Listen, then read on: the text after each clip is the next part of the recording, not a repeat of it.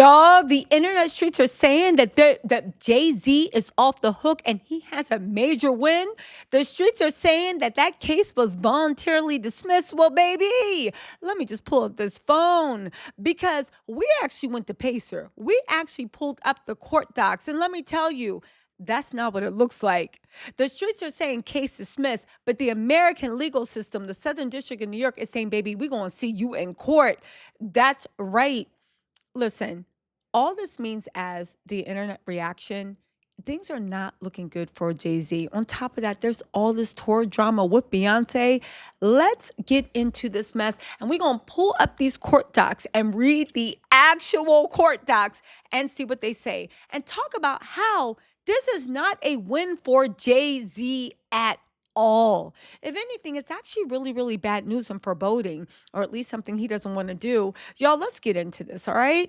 Now, the motion to dismiss, we actually pulled it up on Pacer. As you can see, this is the real motion for dismissal. We see Jane Doe, Sean Combs, Daddy House, notice to voluntarily dismiss pursuant to Rule 41A, 1A, paragraph 2 of the Federal Rules of Civil Procedure. Again, this is signed by Tony Buzbee, and it was filed today. As you can see, 2/7, and it was just filed, page 1 of 2.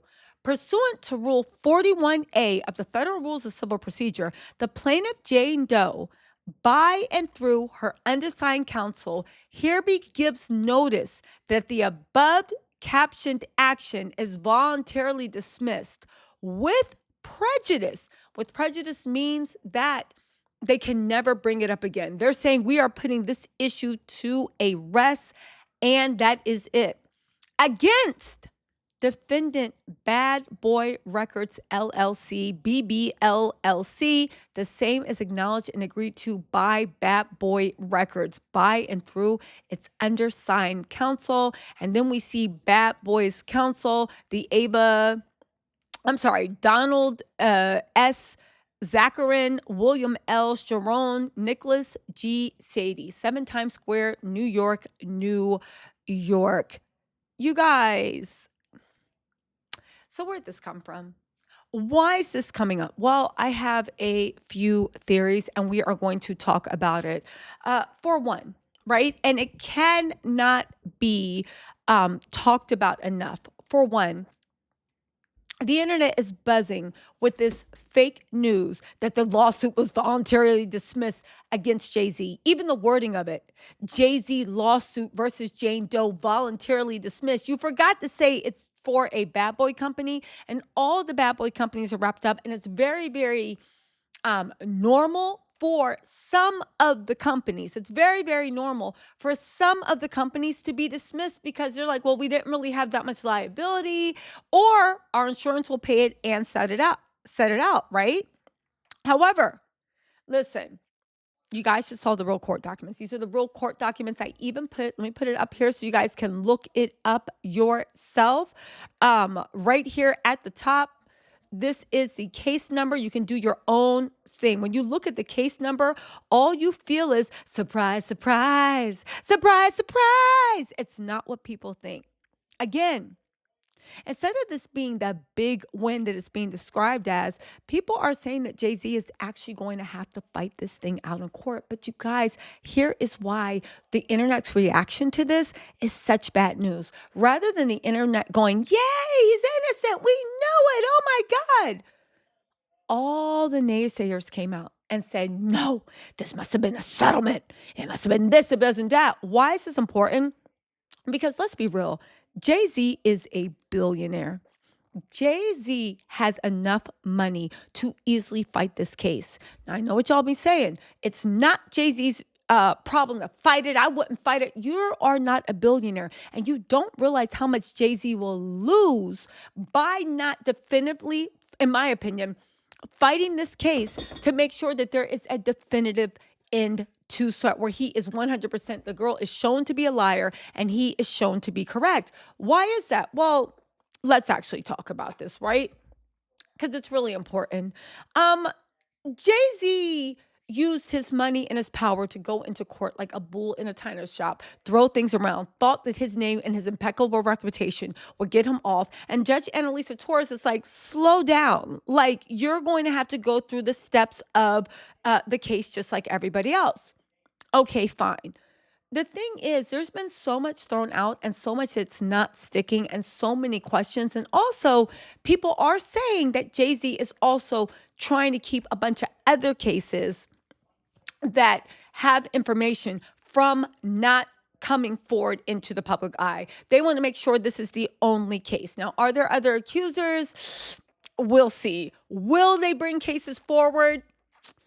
The streets are talking. I've talked about that in other videos. Does Jay-Z know about it? Well, yeah, he actually does. And he's doing everything he can to keep that off the table. But when you get into the Buzbee thing, you need to go in court and show that that 13-year-old, or at the time, is not telling the truth and she's a liar, because the fact that everybody on the internet thought you settled showed that they thought this was another Diddy situation. Jay-Z needs to restore his reputation. He needs to restore his reputation for his business partners, Moet and Chandon, so they can start distributing and manufacturing and all this his alcohol again. On top of that, Beyonce's tour, Cowboy Carter, is set to make history. He's going to want this to go away as soon as possible. Now, you might be wondering, Tisa, how's this connecting with these rumors going around that it was a voluntary dismissal when it was not? He was not dismissed out of the case. Well, at the end of the day, the one thing everybody's forgetting is Buzbee's opposition. See, here's the thing that Jay-Z is trying to distract from, I believe, or at least this is a distraction from what's going on. Buzbee actually did an opposition to Jay-Z's motion to dismiss. And it is a very, very well-written one.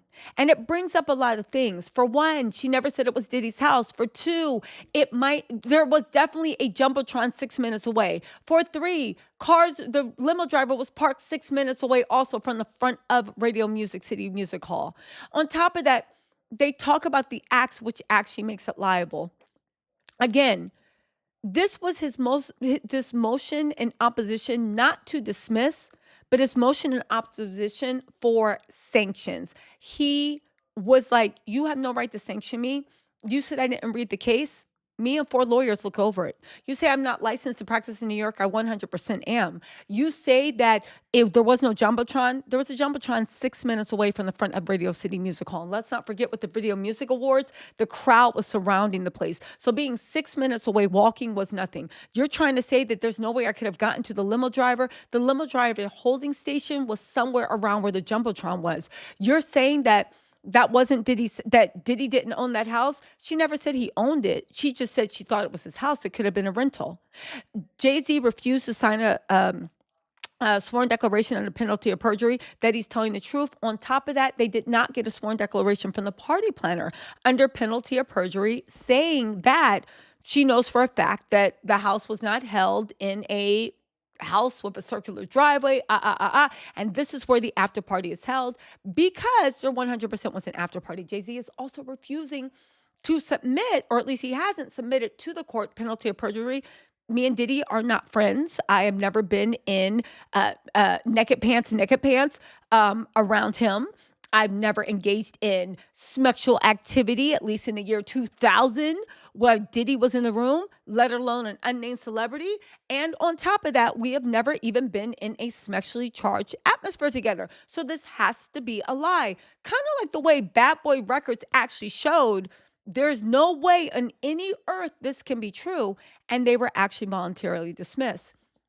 Tony Buzbee pushed back on everything they said was wrong with his complaint and why he should be sanctioned. I did another video about sanctions, about how devastating they are to a lawyer and how they are the first step to a lawyer getting debarred. But it's one of the most disgusting, horrific things that can happen to a lawyer. And only the worst scum of the scum gets sanctioned. Either that or, well, I don't want to say the worst, but it's bad for a lawyer, okay?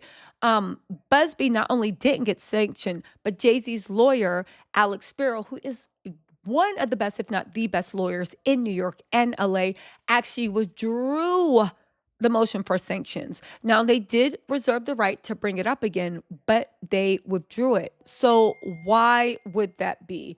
Listen, right?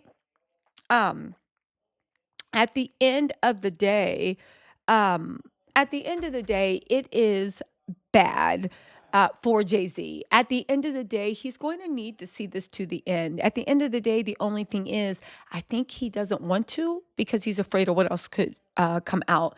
Beyonce, her tour, this is literally history in the making. And I don't think that he wants anything to overshadow this. Anyway, you guys, let me know what you think in the comments. I will talk to you later.